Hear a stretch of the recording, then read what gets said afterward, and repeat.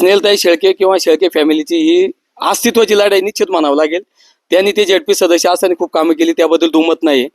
पण आता अलीकडच्या काळात काय झाले, या पक्षांचं आहे ना, स्टेट लेवलवर जे पक्षांची हेळसांड झालेली आहे, पक्षांची विभागणी झाली, त्याच्यामुळे लोक पण विभागली गेली आणि अक्षरशः या पक्षांचा एकदम चिखल झाला असं म्हणावं लागेल.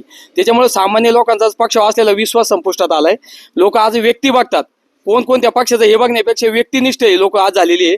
कोण कामाचं आहे, कोण विकासाच्या पाठीमागे, विकासाचं कोणाकडे व्हिजन आहे, अशा व्यक्तीच्या पाठीमागे आहे. आणि शेळक्यांच्या बाबतीत सांगायचं झालं तर ते काही अंशतः ह्या पक्षातून त्या पक्षात, त्या पक्षातून ह्या पक्षात, आणि काय झालं त्यांना निश्चित डिसिजन घेता आलं नाही आपण कुठं थांबावं. आणि जो मध्यंतरी जो काय कालावधी गेला ते समाजाशी जास्त कनेक्टिव्हिटी त्यांनी ठेवली गेली नाही, हे असं माझं स्पष्ट वैयक्तिक मत आहे. त्यामुळे त्याचा एक त्यांना फटका बसू शकतो. ते जर सातत्याने कनेक्टिव्हिटी लोकांशी नाळ जोडलेली असती तर त्याचा फायदा झाला असता. पण तो मध्ये जो गॅप